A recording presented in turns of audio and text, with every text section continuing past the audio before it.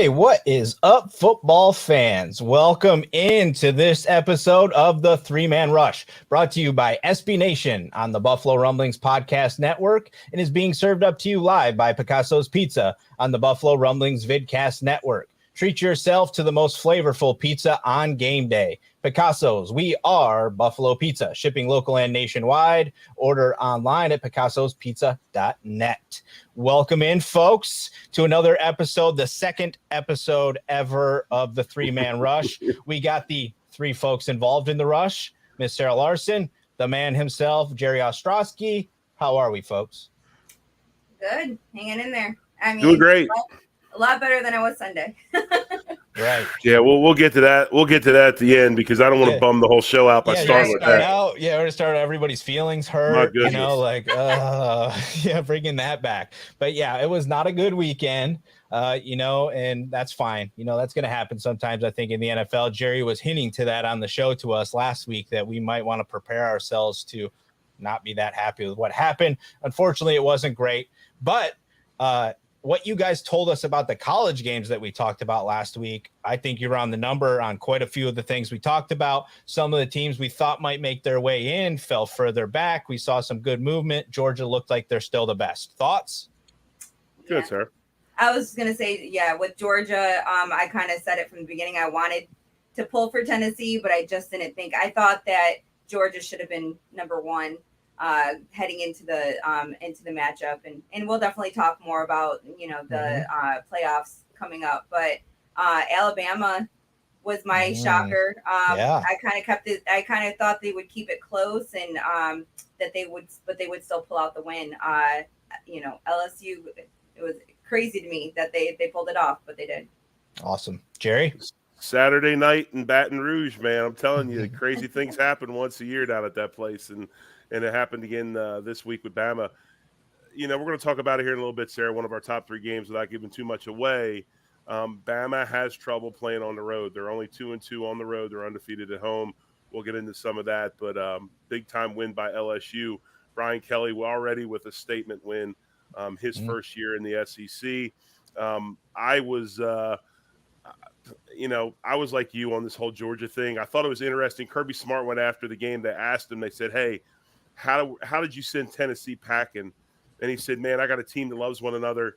And then he threw this in, and we did it without one transfer. And I thought that was really interesting. I thought that was a statement he was making to the rest of the SEC that they do a great job of recruiting. So great college slate last week, another good one this week. Now, remember, not too many big-time SEC games this week, although we will get into one, because this is the bye week in the middle of the season that the SEC has every year. I think somebody's playing Tennessee Martin this week and whoever else. Bring in the JV squads for practice reps, right? Yeah, exactly. Because of that odd number with their scheduling, they allow this later in the year, but still a good slate of college football this week. Yeah, love it. I mean, it was a great weekend. Every weekend that we get to hang out and just watch college football and there's always drama. There's always the rivalries. It's just so much fun, right? So it's a lot of fun to chat about. Before we get into the playoffs and how everything shook out, we just saw the release, again for this week of where everybody stands. Our hopes at the beginning of the season was that somehow the Syracuse Orange might find their way, but now we've lost 3 in a row. It's not looking real good. They're getting ready to go up against Florida State this weekend, who's coming off a couple wins where they've put up a lot of points. They're looking good. Where are you guys at on this game? I want to know this. Has anybody heard what happened to Schroeder, the quarterback? He was obviously out. They went ahead and played Carlos Del Rio Wilson, who did not play very, very well. I think he had a 28.5 quarterback rating. But any word on Schroeder and why he's out? Because it said undisclosed. Yeah, Dino said he has an owie. That's literally what he said the other day, was he had an owie. I watched the press conference and I started cracking up laughing. Do you want to know what that's translated to? That's translated to he's either transferring or I'm going to the league and I do not want to get hurt by the end of the year. He'll be gone before the bowl game. For sure. Some of it's concerning. Again, I was surprised. I knew of the injury, but I was surprised that he didn't play. And like you said, Del Rio Wilson looked terrible. I mean, like terrible. Not only that, they had terrible. They had 25 yards rushing. That's how many yards rushing Syracuse had. They had 25 The yards rushing. whole offense could not get anything going whatsoever, and I want to believe that that's because Schroeder wasn't playing. Because he's shown what he can do. They didn't win 6 games for no reason.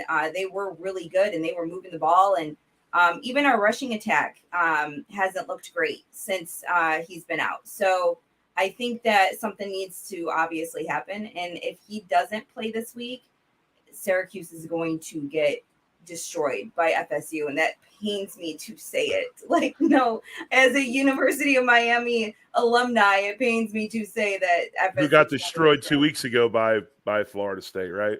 Oh, last week. We got destroyed. Last week, excuse me. You know what's there? This kind of goes with what you said last week, like, because you made a comment about Schroeder, his quarterback play. Why is he still playing? Maybe kind of questioned it a little bit, but now you kind of see why Baber was playing him, because he has nobody else. Yeah. And now I guess obviously his hand is getting forced.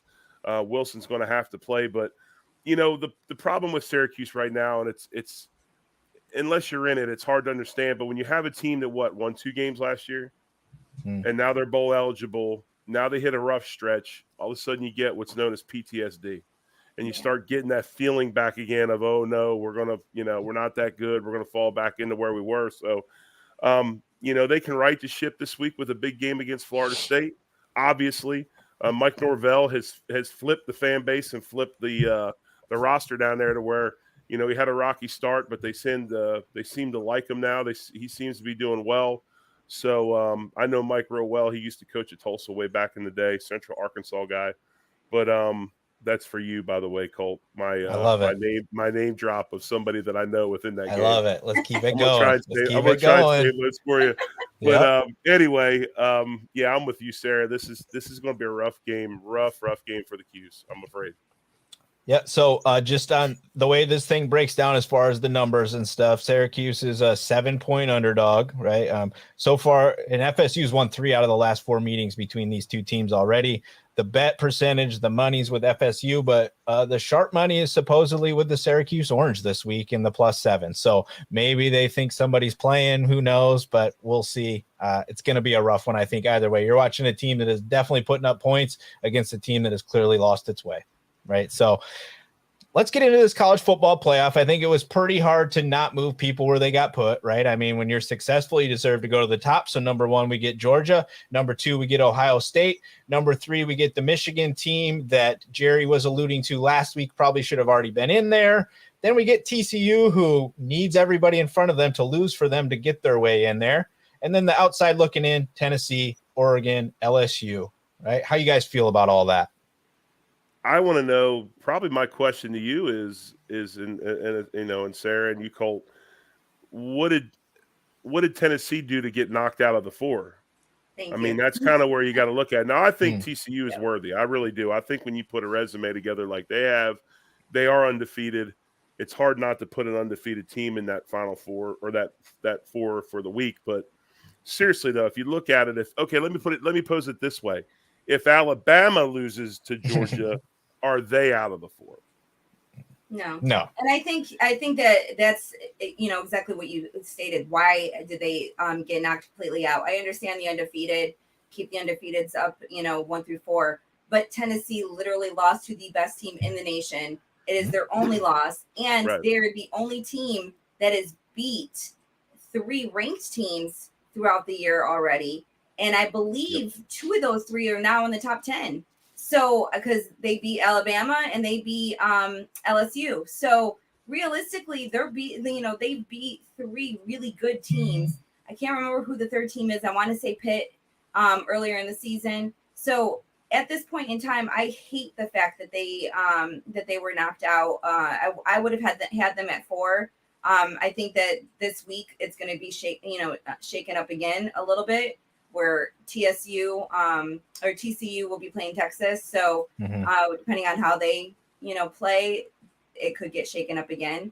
But, I'm really surprised and kind of elated that Bama and Clemson are out.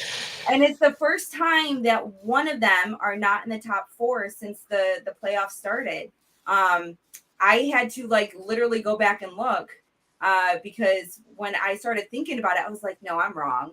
And I had to go and look. And one of them has at one point in time has always been in the top four. So it's interesting to see other people in there. Now I honestly think Bama's road is really hard to get back in, but I don't think Clemson's is. I think if Clemson wins the ACC, that they'll be back in there, as a third or fourth, and that would be over. Even if everyone else wins out, it would still be over either Michigan or TCU, just because of Clemson's resume. I don't think you leave TCU out if they're undefeated. I just really don't. I think at the season, if at the end of the year they're undefeated, and they do leave them out with teams with all these teams having one loss, or most of them have one loss, then they should abolish the whole playoff because it's not what it's supposed to be. If you're undefeated, I mean, what else can they do, right? I think it is telling, though, that TCU is playing on the road. This is one of our 3 games. We'll get into it without getting too much away. They're an underdog on the road. Now, they're on the road, but still, they're undefeated. They're in a 4, but they are a 7-point dog in Texas. So that is interesting. Obviously, Ohio State and Michigan will take care of itself. I'm kind of on Ohio State like we were last week on Georgia. I think they're really, really good. It's going to be a tall task for Michigan to beat them, but this is why. And I know, Sarah, I know that you're like me, and if I'm putting words in your mouth, please correct me. I hate this 4-team thing. I want 8. I want 12. Give me 16. Hell, give me 32. I don't care. I don't like this 4 because it puts humans in control of what's going on, and I do not like that. I like the old system with computers more than I like this system, and I hated that one.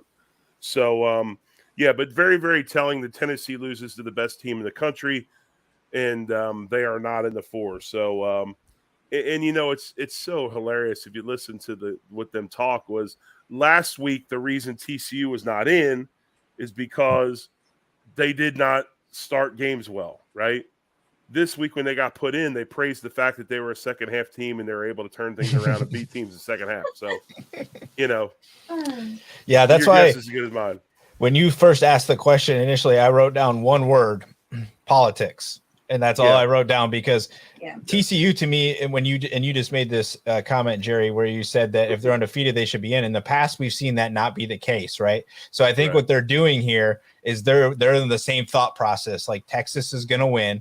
Let's say we put the undefeated team in there at the 4 spot right now, right? And then they get dropped out themselves, and we can be like, look, we gave the undefeated team the 4 spot. That's we didn't do anything here. So it's all politics to me, but it's still fun, and I think it builds the drama, right? It builds up what we get, and it's kind of what we want. But I think Sara probably wants to tell you there's 95 teams that she would like to have play before we go to 4. Sara, where are you at on that? What's your number?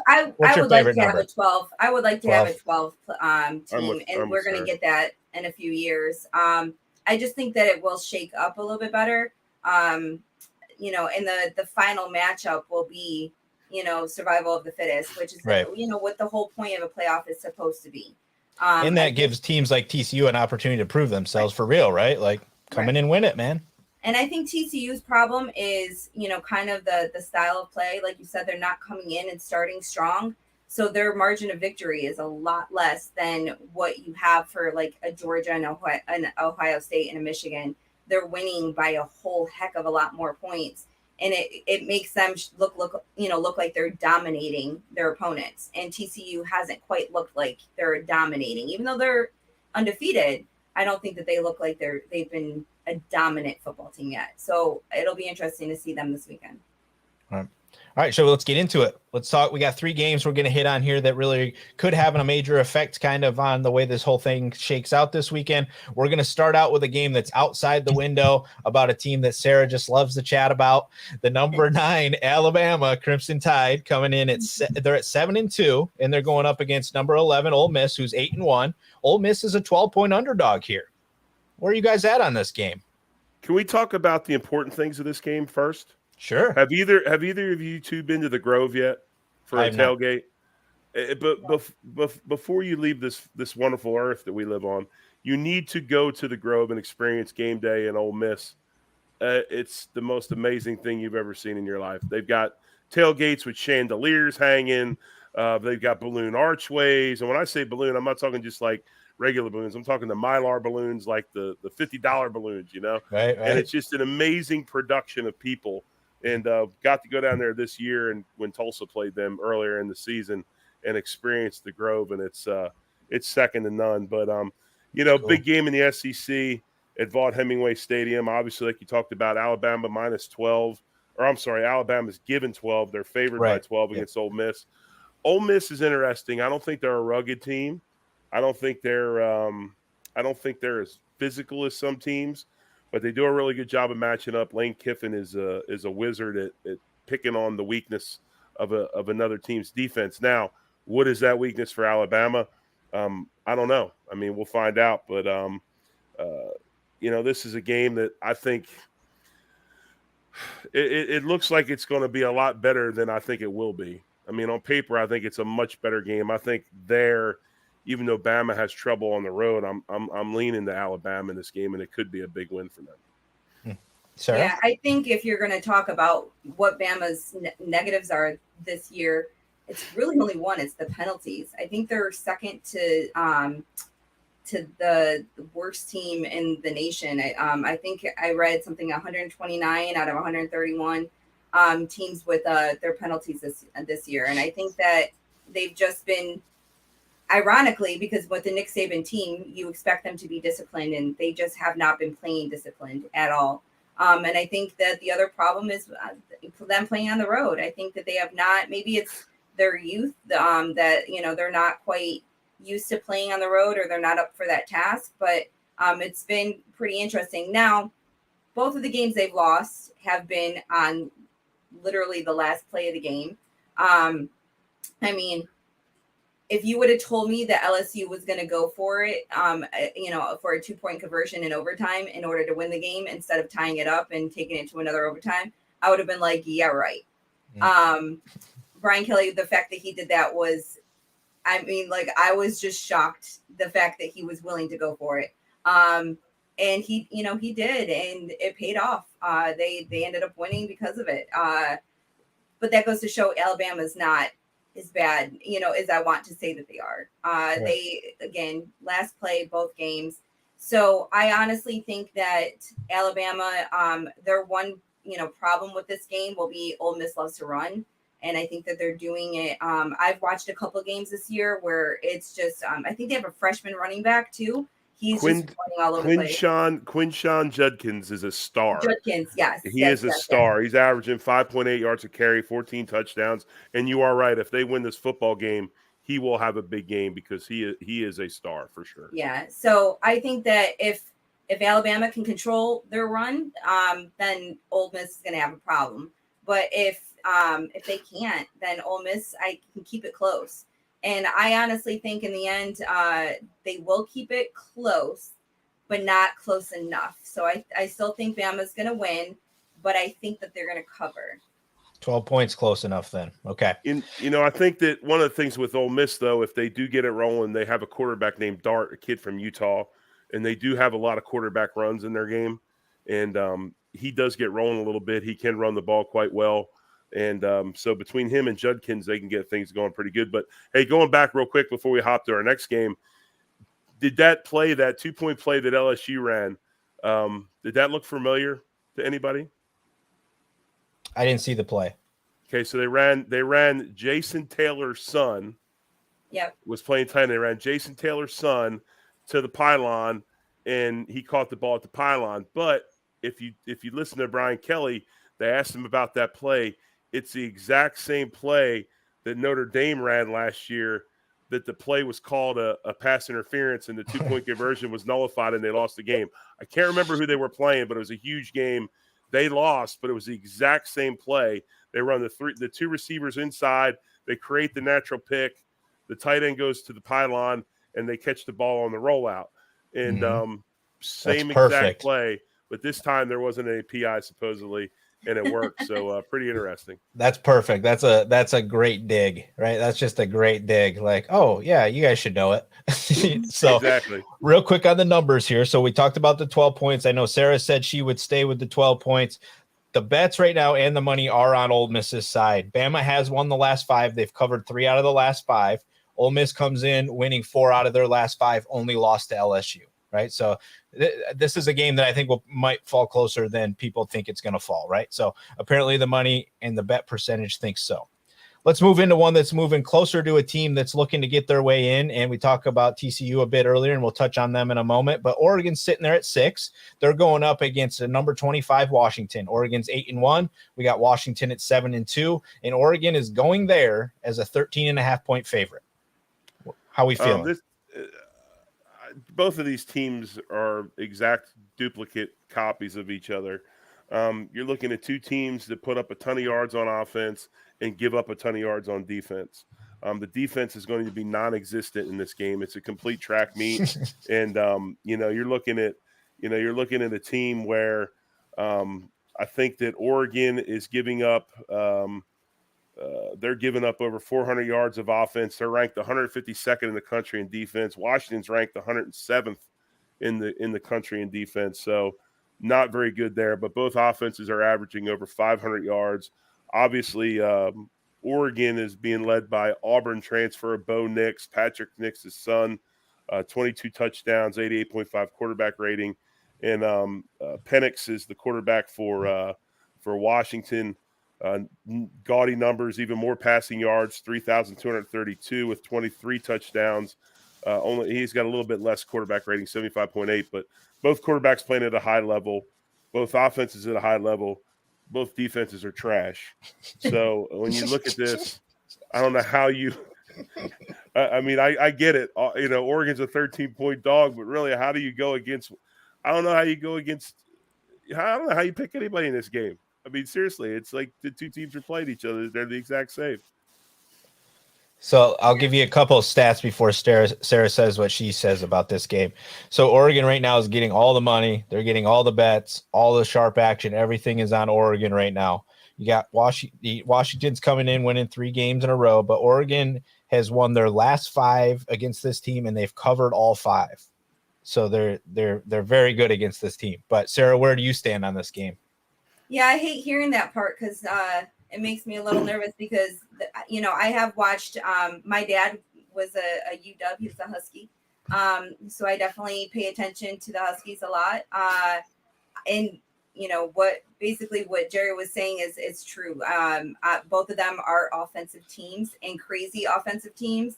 I honestly think that it's going to be a high scoring offensive battle. I did write down for that Oregon, was going to win, but that UW was going to cover as well. So I think that they will, it'll still be, it could be 13 points, but it'll be there. But yeah, I think that it'll be interesting to see Nix out there. I think that he's one of the better seniors in the country. But who's the guy for Washington again? Penix. He is, in my opinion, going to be very interesting.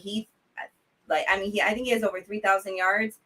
So against Oregon's defense is one of the worst in the nation against the pass. So it'll be interesting to see if they can kind of at least keep it close, so that Washington can make it look like, somewhat of a good game. I do think Oregon is the better team, though.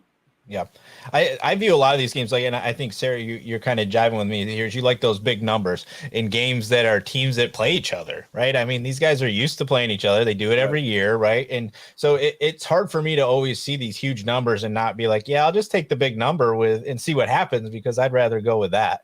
It's just, I've seen divisions and things like this be so tough throughout the way, but it looks like everybody thinks Oregon is going to win. Clearly, probably the better team. We'll see. And those games always end up being fun to watch either way when teams are just running down the field on each other, right? So it should be a fun game.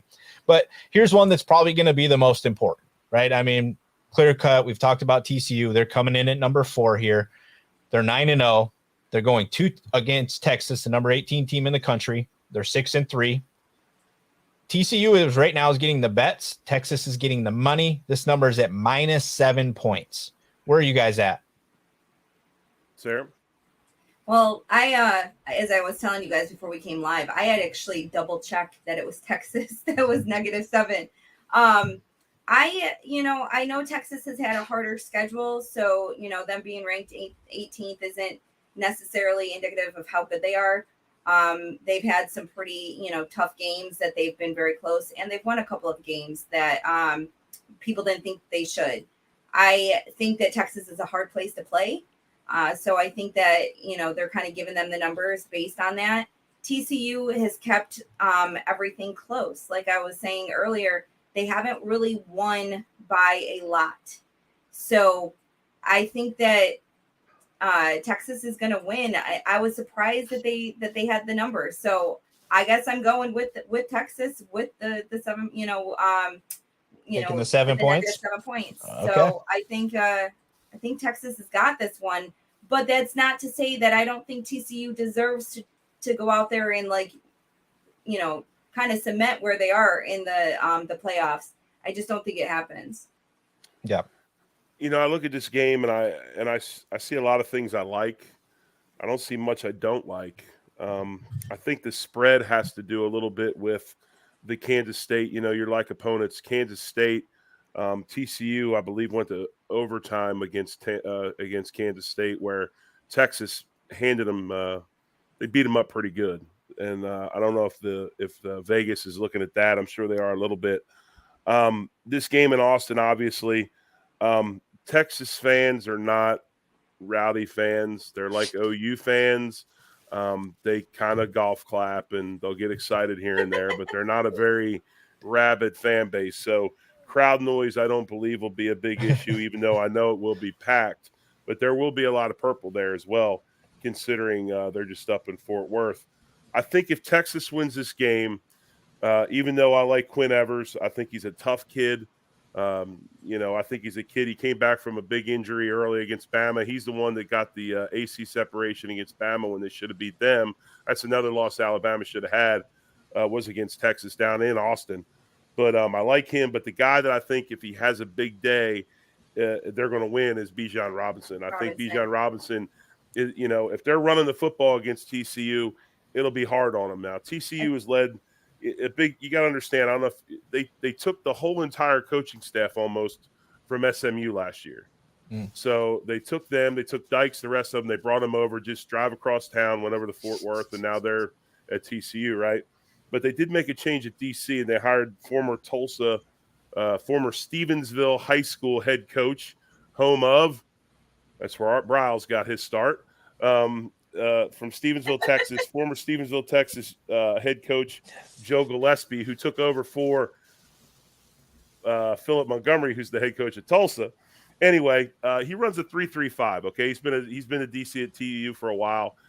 Goes down there this year. He runs a 3-3-5 defense, which is a defense that gives teams fits in the back end and the secondary. It's difficult to play, and Texas is going to have some problems with this defense.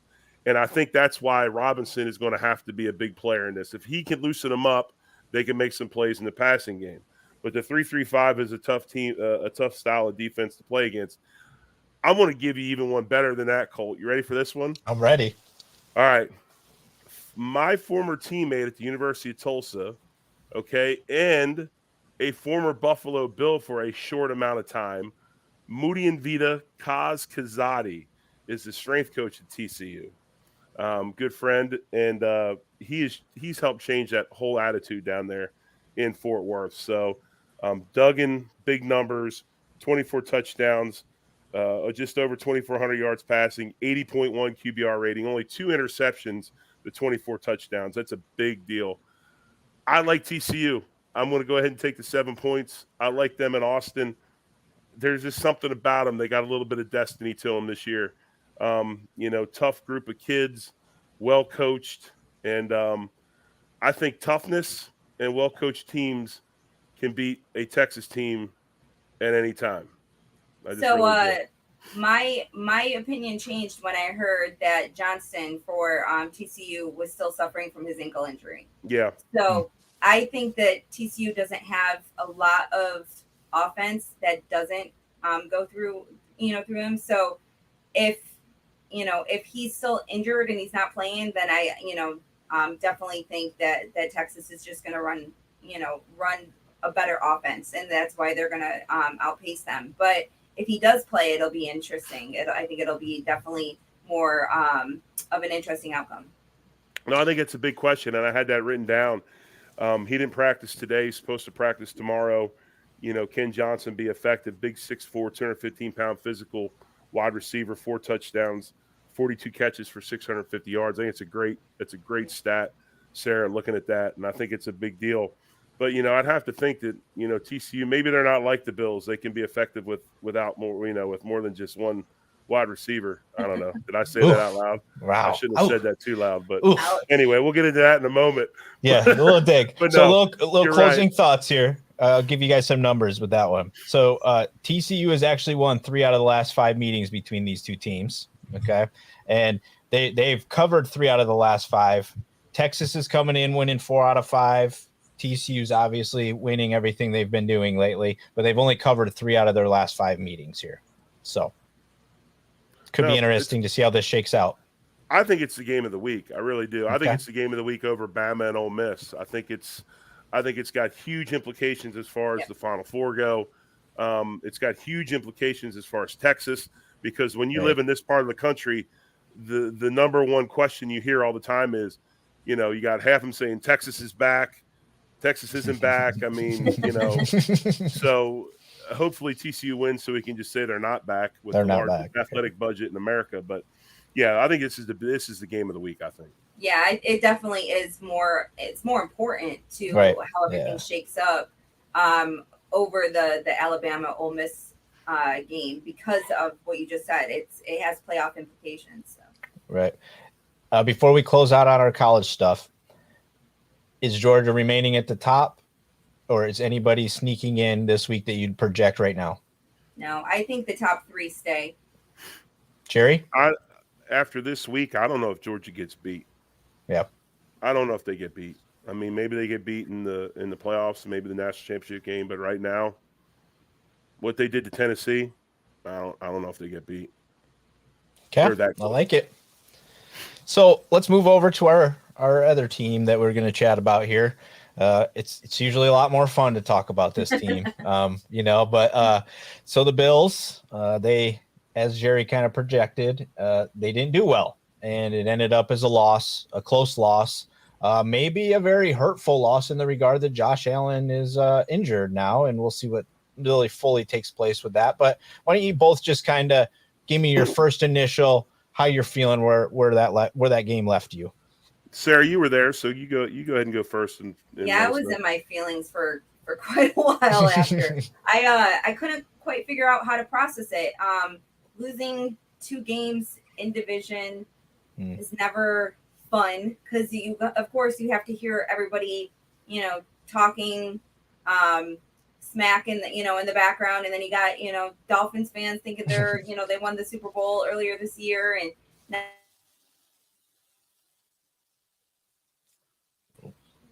sorry. So now you got Jets fans thinking that they're better than they probably really are. But yeah, walking out of there, it was kind of like what happened. Josh wasn't Josh. And that was before the injury. He just didn't look like he was playing well. He wasn't reading. Of course he said he didn't see a couple of guys, but it didn't seem like he was processing coverages right. I felt like he threw the ball kind of carelessly a couple of times. But with that being said, I can't put it all on Josh because we have a lot of problems with our wide receivers right now. I feel like Diggs is the only one that's been showing up, and we have a problem with that, a huge problem with that. So we don't have a number 2 wide receiver. As much as we wanted to say Gabe Davis was it, consistency is more that we have to worry about, and the consistency has not been there. Jerry, I know you were chatting with me a little earlier. Where are you on this? Because I think you felt like this was going to happen. So, Well, first of all, I think the Jets are a good football team. I think people need to get off the Jets the Jets are trash. This is a what 6-3 football team now that has a lot of early first round talent over the last so many years because of them being not very good. So they are extremely talented. And then the other thing is you got to look at the history of coaches. I mean, uh, Robert Salah he's a guy that's going to coach a rugged team. They're going to be physical. They're going to get after it, and they're starting to take that shape. But we are talking about the Bills that are the number one offense in the NFL, correct? Okay. Yes, and we are. Okay. And we are talking because before we start, I just want to make sure of that. And we are talking about the number 4 ranked defense in football, right? Yep. Okay. One thing they are 25th in special teams. And the other thing that they're not very good at, and this is what I was alluding to last week, their defense is taking the ball away 15 times this season, okay? That is tied for third most takeaways in the NFL. Their offense has given up 14. So their plus minus is only +1. That plus minus should be a lot more.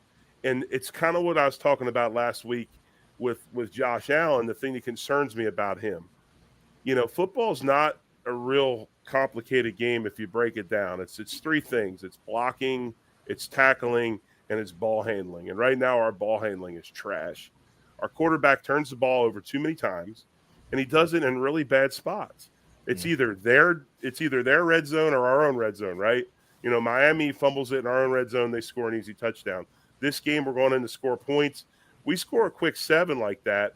What happens? I mean, Sara was at the game. They shut up. No more of the firemen doing the G, jets.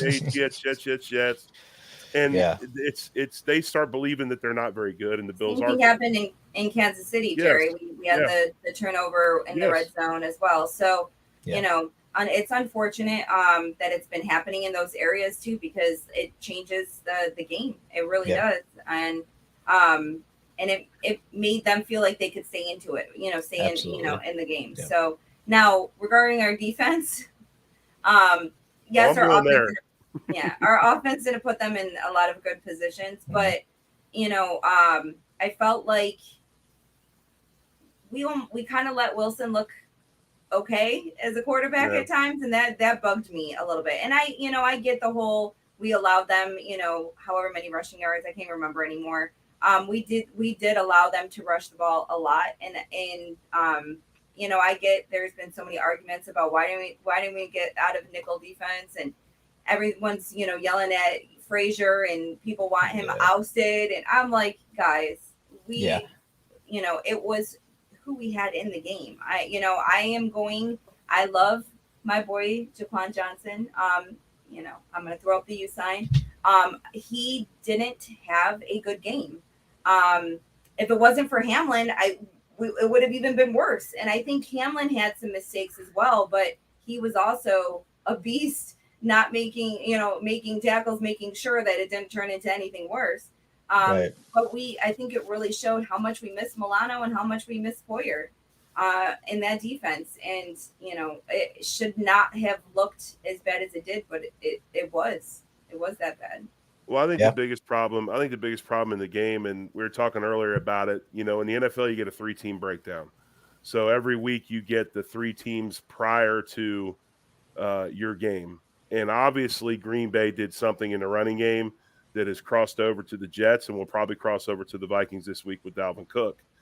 To me, this game was lost in 3 areas. One was turnovers, Josh's silly turnovers. 2, we could not block very well. Josh, I think, was sacked 5 times, was pressured quite a bit, and our offensive line did not hold up very well against that pass rush on the road, it is really hard to play there. It is a tough place to play. And then subsequently, our D-line, our front 7 got blown up as well.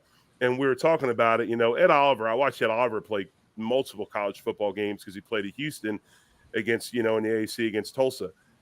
Great player, not a big man. I know they brought Settles in to try to get some size. They brought Jordan Phillips back to get some size.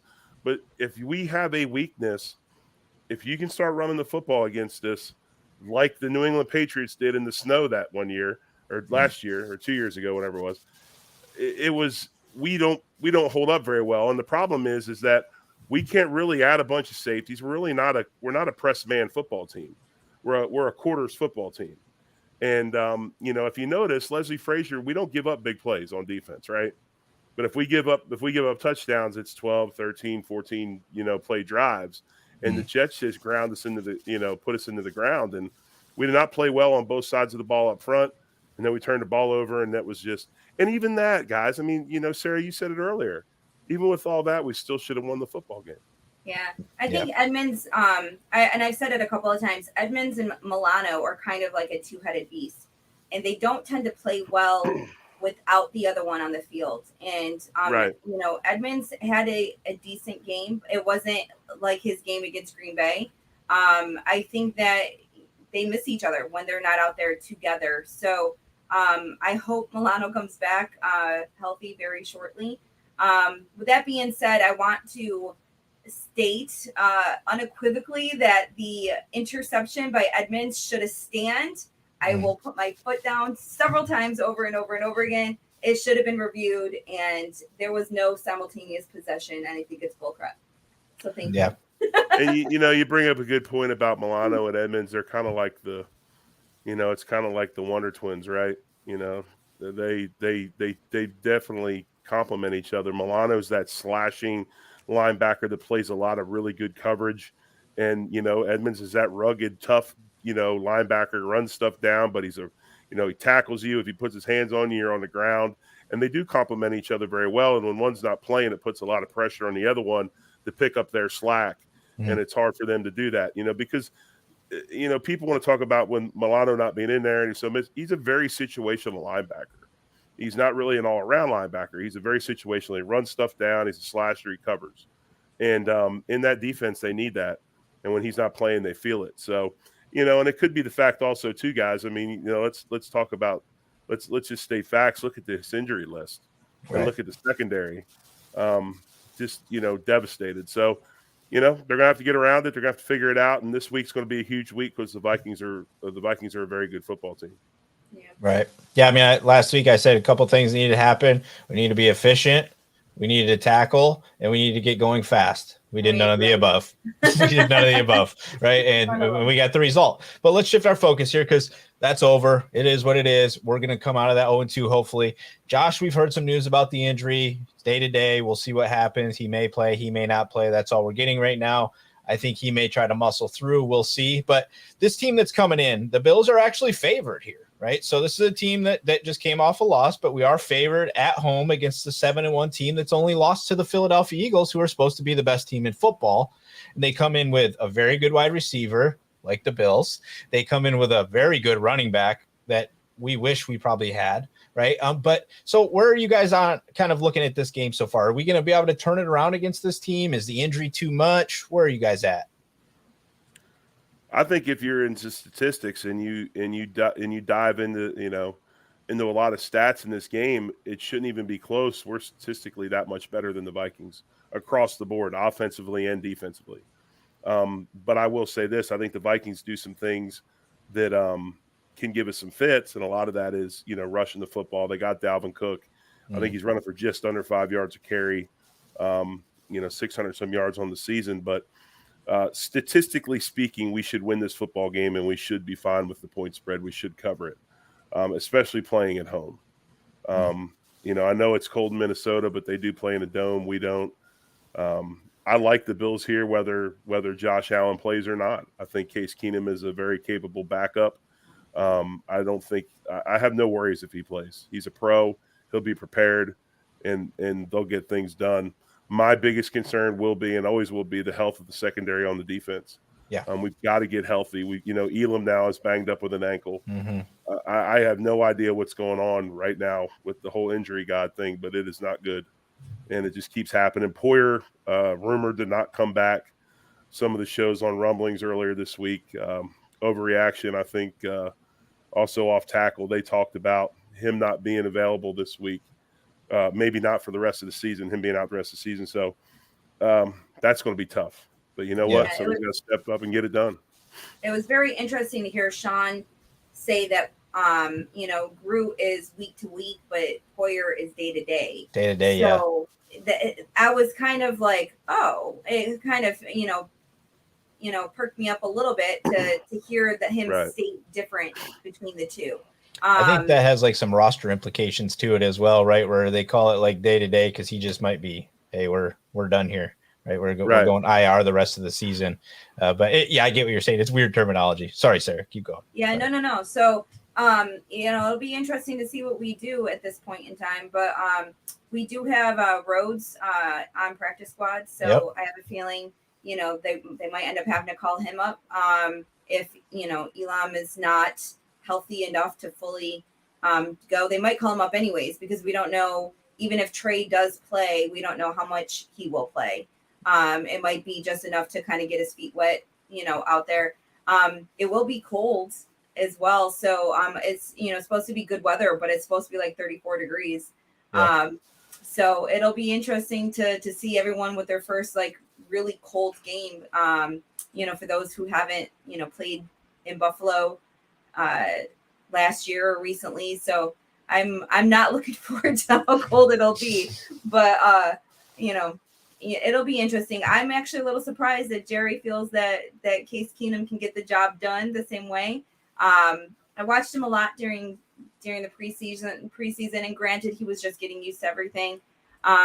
But some of the people were tweeting today about him and Diggs' revenge tour against the Vikings. So it'll be kind of funny to see that happen. So I like. Even though it was a good tour for them, it was a good tour for them in Minnesota. Yeah. I mean, I want to believe that the Bills can pull it off. I just think that there is going to be a couple of things that they have to do. They have to protect the football. Number one, and that kind of goes every week, but we can't let stupid mistakes dictate that game. And we have to figure out how to either shut down Cook or Jefferson. One or the other. One of them has to be shut down. Is he Josh Allen? No, he's not going to be Josh Allen, but I think he's got a ton of starts under his belt in this league, and he can win football games. And I think, like I say, there's something to be said about having that consummate pro as your backup. Right. It happened in, nobody thought that Cooper Rush was going to win 3-4 games in a row down in Dallas, and he did, right? Because he's a guy that's prepared every week. He takes care of his body. He's going to go. So that's why I don't have a big issue. Now, is he going to jump over cornerbacks? No, he's not going to jump over cornerbacks, but he'll be fine. As far as Josh Allen goes, I think consensus, it kind of sounds like this might be a nerve issue more than a ligament issue. He might have to play through a little bit of pain. It's something that's common in quarterbacks on that hit. If you stretch that nerve, ulnar nerve, it can bother you. It can cause a lot of pain. We'll see what happens there. But the guy that I want to see, I think the key to this game, and I have not heard yet whether he's back or he's not back. I just think we're missing Spencer Brown quite a bit up front, and this is the reason why. And I listen to a lot of our Buffalo Rumbling shows throughout the week. Sarah, I know you do. Colt, you do. Plus, you do the Buffalo Nerd, and your show's wonderful. But I listen to Off Tackle with Fina. I don't know. It gives me the feels listening to John talk all the time like he used to be, because we used to have lockers next to one another. Yeah. But John was bringing up the fact that when Spencer Brown's out, they don't have that tone setter up front anymore. That kind of nasty guy, that guy that's always, pushing after the play and grabbing a little bit of jersey here and cutting guys over there. And they don't have that up front, that tone setter. And Spencer's that guy. And I think they miss that. And hopefully he can play this week, because I think it'll do wonders to getting that offensive line going back again, because the other four feed off that energy. And so hopefully he's back. And I think that if he does come back, we should have a pretty good day up front. I think our rotation is better too when he's playing, because if not, then it's just Quessenberry all the time. And then you got to bring in, Bates, and I just feel like when he's in, then our backup is Quessenberry. It's just better all around that we don't have to see certain other people on the field all the time. So I hope that he's getting better, but I think he's missed 2 or 3 games now. Yeah, it's been since the Chiefs game. Yep. The Chiefs game is when right before the, I don't want to say right before the half, but I think in the second I remember. quarter, rolled his ankle. And we haven't seen him since. He came out in a walking boot in the second half. So probably a high ankle sprain, which is the roughest one to come back from. But hopefully we see him soon because I think the Bills up front miss him. Yeah, it's interesting that you say that, because if you think about who's on that line right now, it's two guys that came from one of the nastiest rushing teams in the NFL last year in the Tennessee Titans, right? So it's interesting that we don't have the energy, but it's because our philosophy is completely different, right? So we do need a guy that wants to be the guy that's going to come with the energy, because this team isn't built to be the run heavy energy. I wanted to ask both of you, I know we're getting close to the end of this thing here, but I did want to ask you, because one key thing for me is I do think Dean Marlowe needs to be elevated into the starting role this game. I think we try it out because Johnson, his angles are pretty tough. His tackling looked pretty bad last week. So I think if we're going to be without Poyer again, I'd almost like to start leaning Marlowe and see what that looks like for this football team. But besides that, do you two anticipate, whether it's Josh Allen or I would absolutely say this happens if it's Case Keenum, do we see a more run-heavy offense moving forward for Josh Allen's arm? And because something's just clearly not right with what's going on with him right now, do we take this into, let's get him some space, let's run, let's get some play action, let's start over almost? Where are you guys at with that? Good, sir. Oh, I was just going to say, in the beginning of the season, I felt like that's what we were doing. We were doing a lot of those short yardage passes, trying to build up the yak. I know we talked about, that a lot in the off season, but it was more like, let's, do these 3 to 7 yard, dumps, and then they get the more yards, after the catch. So I feel like that's, probably where we should be landing, especially now getting Hines involved in doing that as well. I'd like to see him and Shakir out there a little bit more than McKenzie. Unfortunately for McKenzie, I just don't have any faith in him anymore. But I think that Singletary, once he gets going, he can have a really great game. And I think Minnesota's defense is good on paper, but I think that they also have not faced really an offense as good as Buffalo, unless you want to consider, Philadelphia, which they lost to. So I think that that's how we can win the game, is those, the short yardage passes and getting Singletary going in the beginning. Jerry? I think the Bills are a little bit better than halfway, and they're a little bit better than middle of the league as far as rushing goes. They're ranked 13th in the league. I think they rush for about 125 yards a game. You look at their passing yards, obviously they're up there, third in the league. Total yards, second in the league. But the thing that I'm worried about, and I think it's why you've got to go ahead and try to establish the run if Keenum's playing, because I'm not as worried about it if Josh Allen's playing. But if Keenum's playing, we're first in the NFL in third down conversions, okay, at 52%. A lot of that is Josh Allen with his feet, right? Josh Allen makes a tremendous amount of third downs on his own. And without him playing, that's where I think we have issues. So therefore, it's the old football cliche, third down, we want to be 3rd and 6 or less, right?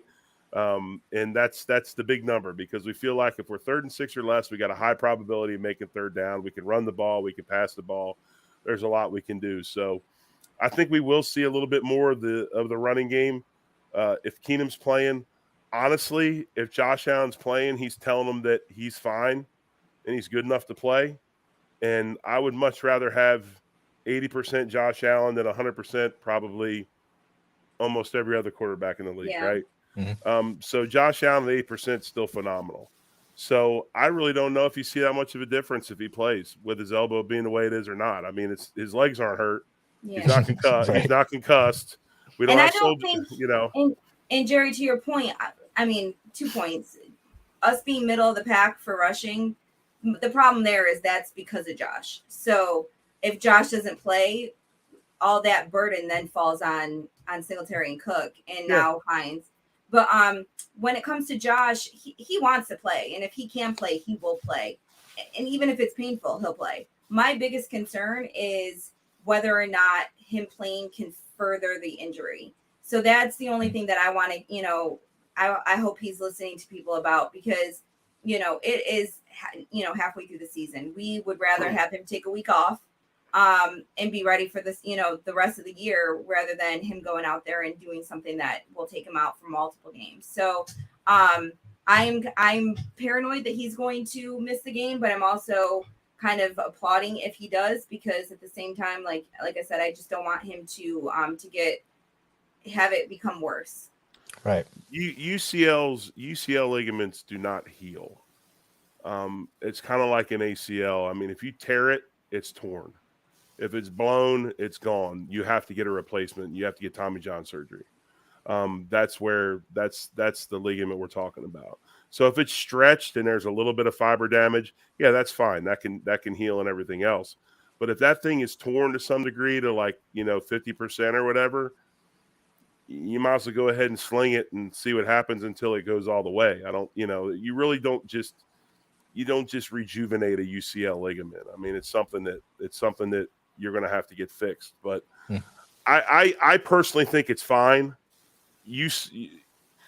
The dime that he threw at 70. Well, yeah, just going to say that he did throw the longest pass ever in NFL history right after that. Thank you. Okay, you've already got yes, you've already got that stat. Yeah. I mean, think about it. The ball that he threw, which it was a dime, should have caught, it was not. And I said it earlier. If it was vice versa, and they called pass interference on the Bills, I'd have been pissed. I didn't think that was PI. What I thought it was a well-placed ball through the arms of an NFL receiver that should have caught the ball. It hit him right off the face mask. Yeah. Yes, it was like I don't think he could have placed it any better. Yeah, from that throw, where he was. Right. I mean, so I don't think he's got a ligament damage or big tear, so to speak. I think he's got that nerve irritated because it sounds like he has a history of doing that. He does from 18. That's what I was going to say. Do you guys think he'll have that brace on that he wore in 18? The brace when he had the partial. I think he had a partial tear or stretch of that ligament back in his rookie season. So, my only concern, and actually, to be honest with you, Jerry, I thought that if it's a partial tear, it could heal. If it's partial, but it's never going to heal all the way back. It can scar up and everything, but it's never going to be the same.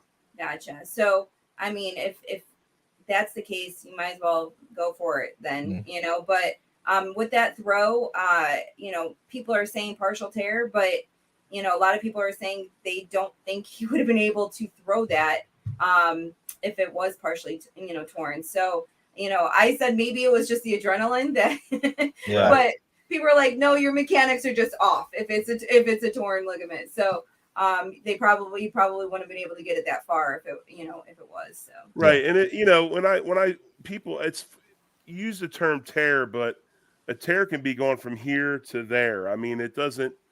I'm talking about actual disruption and of fibers. It's it's tough. It can scar up and be fine, but it's a nasty injury to have for a quarterback. That's for sure. Another report today that I had seen, or yesterday, one of the other was suggesting that it was a sprain and not a partial tear. So if it's only a sprain, then it makes me feel even better with him going. So I feel like he's just going to be on a pitch count during the week, and then he's going to come out and he's going to play, and that's just how he's going to roll the rest of the year as he grinds this thing out. Right, unless something terrible happens. But you guys want to? So many questions today about it, didn't they? Oh yeah, we're not going to talk about it. We're not talking about his medical report. Goodbye. Right. Yeah. Thanks. It'll be like that all week. Every week, all week. Yeah, he's day to day. Not going to practice day to day. So it sounds like both of you think the Bills can win this either way, right? We're going to pull out the victory. I will never, ever, ever choose against the Bills. I love it. All right. And we actually sounds like we think they might cover the spread too, right? So I think that's kind of where the confidence level is good enough that we should win this game by a field goal or a touchdown or better, right? Somewhere around in there. Nothing crazy, but a close game. Right. Here's the question. Here's the bigger question: is Josh Allen playing? Is Tre'Davian White going to play this week? Right. Yeah, I'm curious to see what happens with Jefferson this week. He's a big-time player. I mean, obviously, there's got to be some serious emotion tying into this with Diggs and him and just the whole he replaced Diggs. And you got to have this feeling that Diggs just wants to blow the friggin' roof off the place that doesn't have one. But, just blow the friggin' roof off it this week while Jefferson's on the other sideline, right? So well, it's a lot of great storyline. Then you got the Cooks, the Cook brothers. Yeah, Cook brothers, yeah. I didn't even think of that. It's right. And then Horrible Harry's over in Horrible Harry. Yep, he'll be coming after Josh. So there's quite a few. He better keep his hands off of my Josh. That's all I know. I don't know he's gonna feel that nice anymore when he's lined up where he can hit him. Right, that doesn't look like a red jersey anymore. I can hit him now. So, all right. So, you guys ready to wrap it up for this one? Yes, sounds sir. good. All right, guys, appreciate it. I don't do this enough. I actually wrote this down that I got to do this more often as we're doing this. Please like and subscribe this thing, share it around, leave some comments down below, all that good stuff. I'll make more notes to make sure everybody's I'm saying that more often. So I apologize, Spence, when you're watching this, that I did not say it more. But we appreciate you guys checking out the show. We hope that you love what we're putting out so far. Leave some comments. Let us know what you like. If you got suggestions, what you like to hear us talk about. Jerry's pumped to bring his football knowledge. Obviously going to make it a goal to drop names for us, which is awesome. That one he dropped today is like, it's out of control good. So just love it. So just absolutely love you guys. Love appreciate everybody that watches everybody on the network, as Jerry's been mentioning, Buffalo Rumblings. We're trying to give you guys everything we got and produce good stuff for you over here. So we appreciate you guys following along. And of course, go Bills. Go Bills. Go Bills.